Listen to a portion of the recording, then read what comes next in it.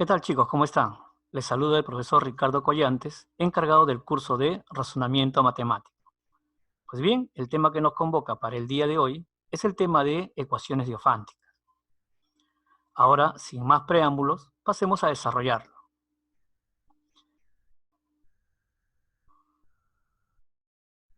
Una de las preguntas que siempre me hacen los alumnos es, profe, ¿qué es diofántica?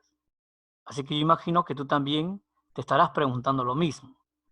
Entonces vamos a despejar esa duda.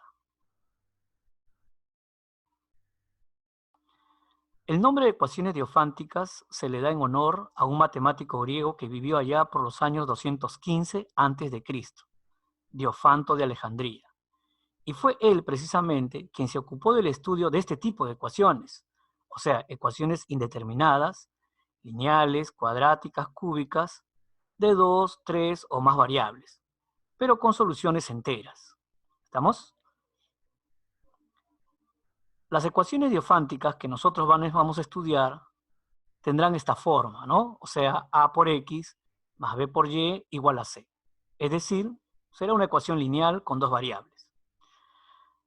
Las características de las ecuaciones diofánticas es que tanto los coeficientes como las variables pertenecen al conjunto de los enteros, pero en el caso de Rm, para nosotros será enteros y positivos. ¿Estamos? Hay un teorema que me permite determinar si una ecuación diofántica tiene o no tiene solución. Y por ejemplo me dice, ¿no? Para que una ecuación diofántica tenga solución, y entonces C debe ser igual a un múltiplo del máximo común divisor de A y B.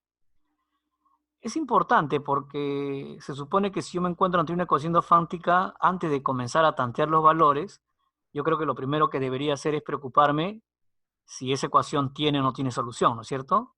Y entonces es importante este teorema. Ahora, para efecto de los problemas que nosotros vamos a ver en este curso, obviamente todos los problemas tienen solución. Y entonces, de repente, vamos a obviar este paso. Cuando me encuentro ante una ecuación diofántica de esa forma, como lo acabamos de ver, y entonces siempre se me van a presentar tres casos. Y son esos tres casos que debemos aprender. Vamos a ver en qué consiste el primer caso. Dice que cuando A o B dividen exactamente a C, entonces estaríamos en el primer caso. Ahora, profe, ¿qué significa eso? O sea, cuando uno de los coeficientes de las variables divide exactamente al total, y entonces diremos que estamos en el primer caso. ¿De acuerdo? Vamos a ver un ejemplo para explicarlo mejor. Ahí está. Por ejemplo, esa ecuación, si estuviera en el primer caso, quiere decir que o el 7 o el 9 deberían dividir al 266. Y entonces, aplicando divisibilidad por 9, me doy cuenta que el 9 no divide al 266, porque el 266, si le aplicamos la divisibilidad por 9, hay que sumar sus cifras, ¿no es cierto? Si yo sumo las cifras del 266, me da 14, no me da un múltiplo de 9. Y entonces he descartado que el 9 divida al 266. Pero si yo veo al 7, profe, el 7 sí lo divide. Y entonces si ya determiné o ya encontré qué número de los dos divide al total, y entonces esa es la variable que yo debería despejar. Y eso es lo que vamos a hacer. Vamos a despejar el x, ya que el 7 divide al total, ¿de acuerdo? Y entonces eso implicaría que el 9 se vaya a restar al otro lado, ¿no? Algo así. Profe, pero despejar la variable es dejar al x solo, ¿no es cierto? Ese 7 está molestando todavía. Bueno, como está multiplicando a x, lo pasaremos a dividir al otro lado. Me quedaría así. Ahora, ese 7, jóvenes, podría dividir independientemente al 266 y al 9y. Así que vamos a hacer eso, ¿no? Vamos a hacer que divida al 266 y luego que divida al 9y, por separado, ¿no es cierto? Eso me quedaría algo así. Claro, profe, cuando el 7 divida al 266 sale 38, ¿no es cierto? Pero cuando divida al 9y me va a quedar 9y sobre 7. Y entonces, jóvenes, de ahí me doy cuenta que, por ejemplo, el x viene de la resta de 38 menos otro número. Pero como el x es entero, no puede, pues, profe, restar un entero con una fracción. Porque si usted resta un entero con una fracción, el resultado es una fracción. No le va a salir entero el x. ¿Eso qué significa? Que el 9y sobre 7 debería ser también entero. Profe, ¿cómo hacemos que sea entero? Bueno, eliminando ese 7, ¿cierto? Hay que eliminar ese 7 que está en el denominador. Ahora, obviamente, entre el 9 y el 9 no lo va a cancelar al 7. Quien debería cancelarlo sería y, ¿no es cierto? Eso quiere decir que el valor de y tiene que ser un múltiplo de 7. O sea, podría ser 7 o 14 o 21 y así sucesivamente, ¿no? Darle un valor múltiplo de 7 para que pueda cancelar ese 7. Así que probemos con esos valores. Ahí está. Profe, cuando yo le dé valores múltiplos de 7 y entonces va a salir los valores de x, ¿no es cierto? Claro que sí. Probemos con el 7, por ejemplo.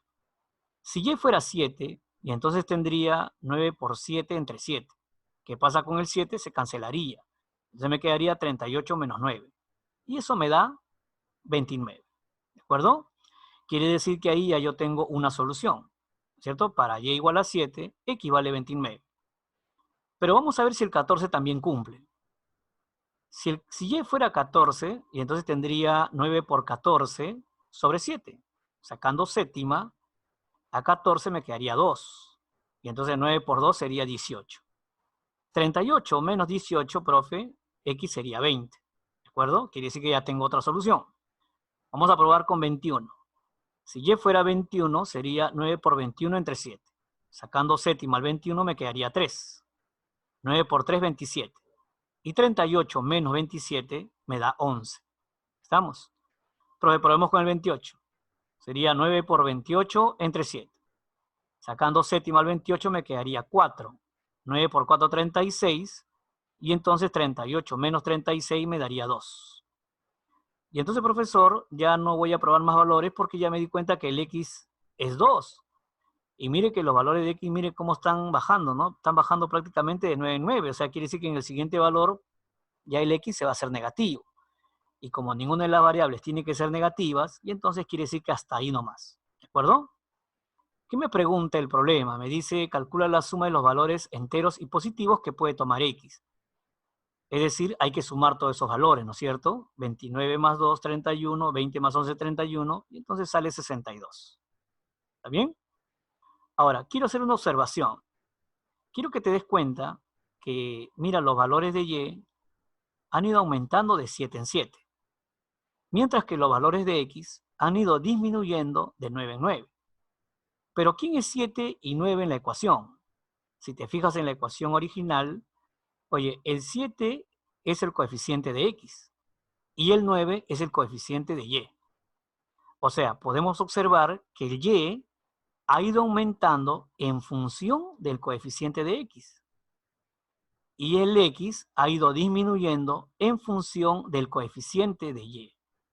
Y entonces, profesor, eso es algo que siempre va a ocurrir cuando busquemos los valores de una ecuación diofántica. O sea, basta que yo encuentre la primera solución y entonces ya podría encontrar las demás soluciones rápidamente, porque sé que uno va a ir aumentando y el otro va a ir disminuyendo.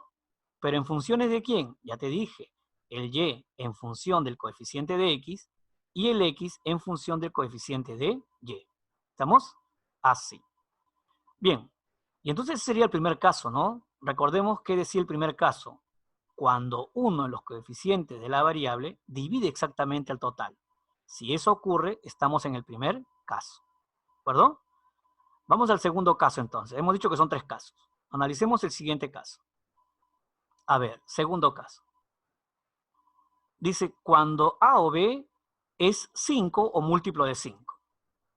Profe, A o B, ¿quiénes son A o B? Los coeficientes de las variables, ¿no es cierto? O sea, si yo observo que uno de los coeficientes de la variable es 5 o es un múltiplo de 5, y entonces diremos que estamos en el segundo caso. ¿Estamos? Vamos a ver un ejemplo. Ahí está.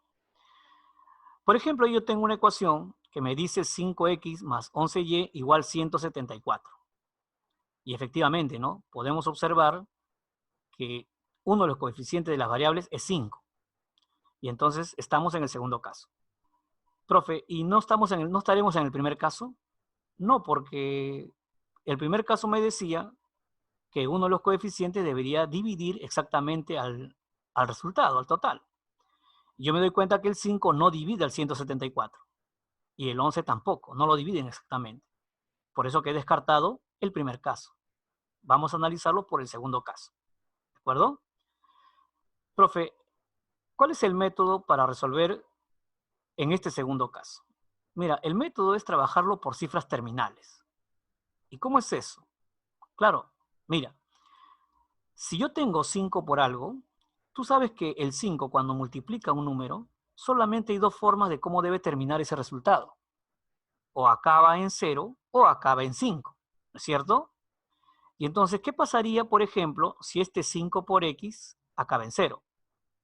Profe, si el 5 por x acaba en 0, el 11y debería acabar en 4, ya que el resultado está acabando en 4. Y entonces, si el 11y acaba en 4, quiere decir que y tendría que ser 4. Y entonces reemplazo para y igual a 4 y voy a encontrar un valor para x y ahí voy a encontrar una primera solución. ¿Estamos?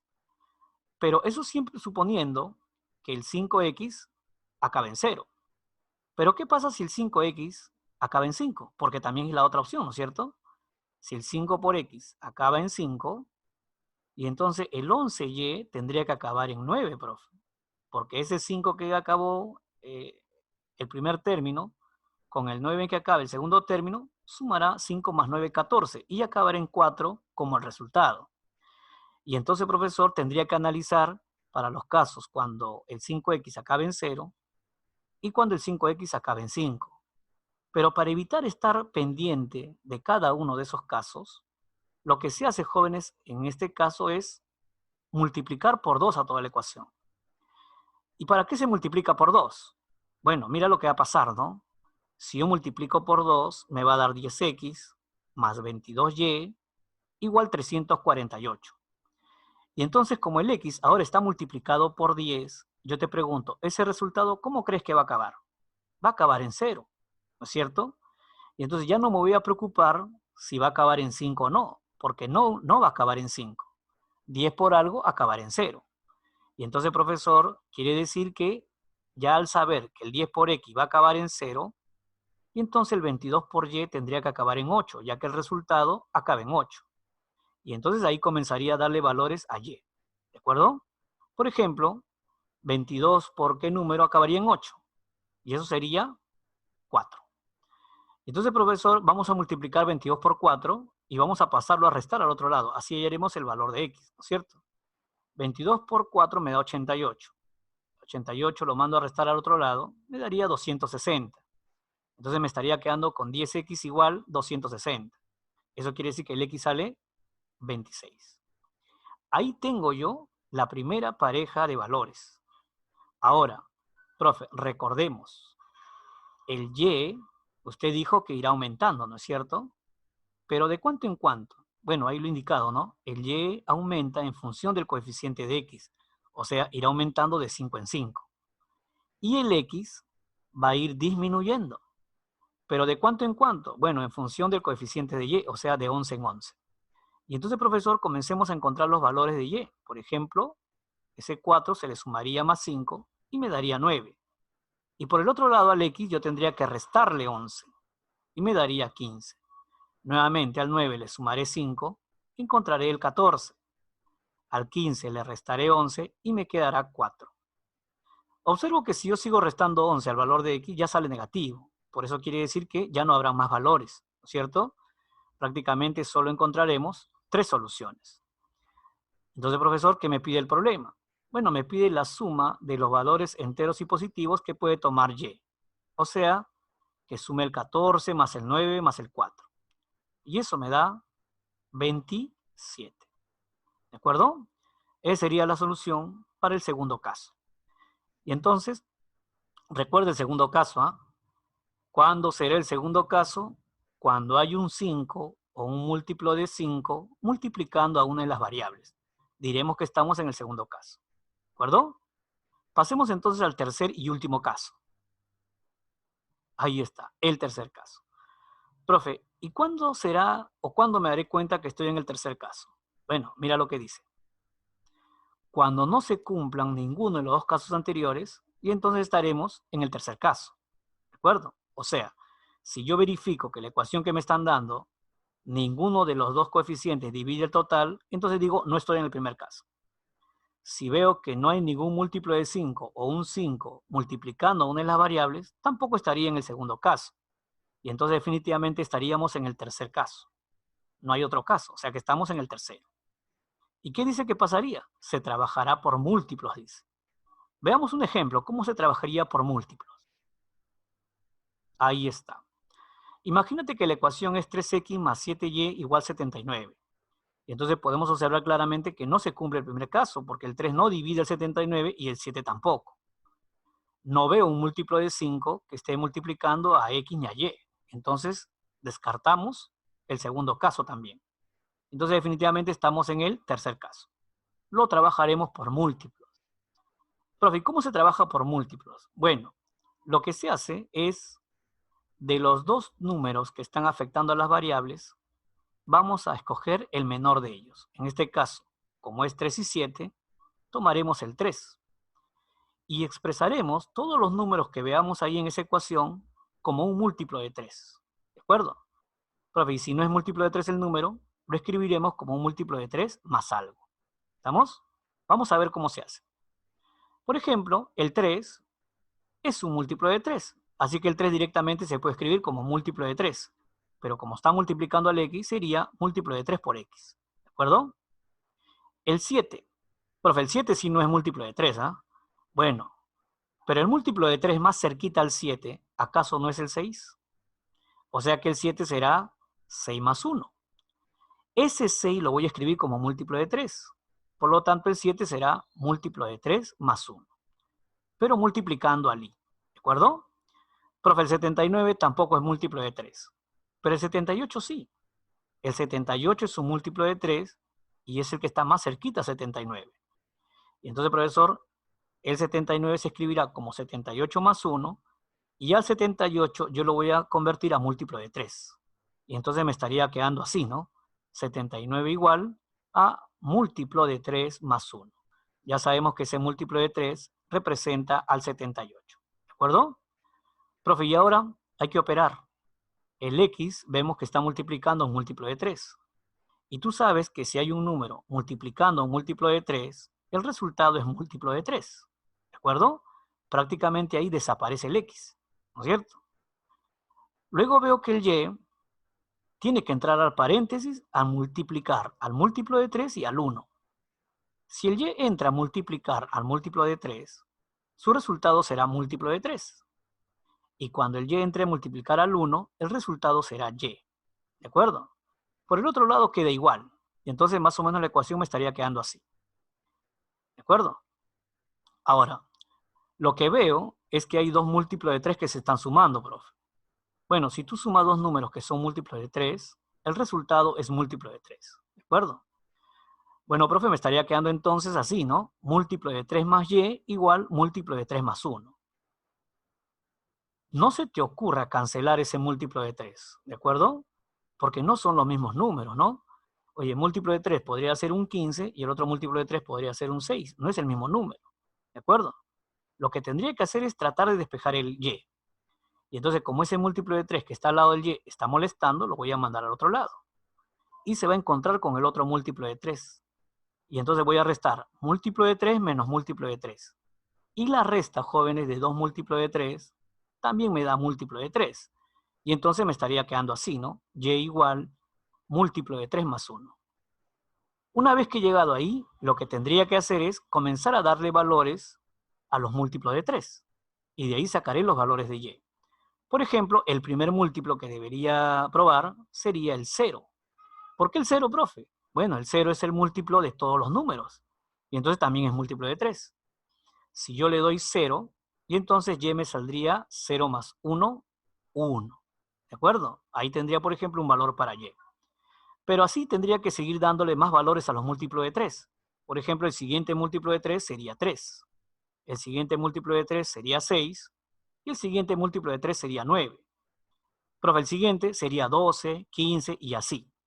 Pero vamos a ver hasta cuál cumple, ¿no? Porque obviamente tiene que haber un momento que vamos a reemplazar el valor de y en la ecuación de arriba y no debería pasar ese 79, ¿no es cierto? Y entonces vamos a ir reemplazando.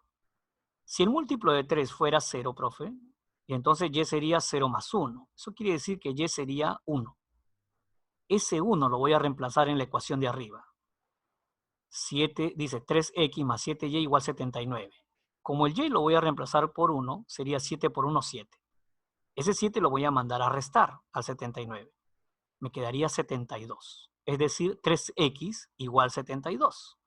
Y entonces el x me saldría 24. ¿No es cierto? Y así voy a ir encontrando los valores de x.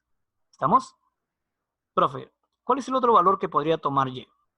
Bueno, el otro múltiplo de 3 sería 3, y entonces y sería 3 más 1, 4.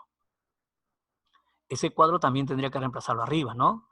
Y de ahí sacaré un valor para x. ¿Estamos? El otro valor para y sería, pues, 6 más 1. Y 6 más 1 me da 7. Y el otro valor de y sería 9 más 1. Y 9 más 1 sería 10.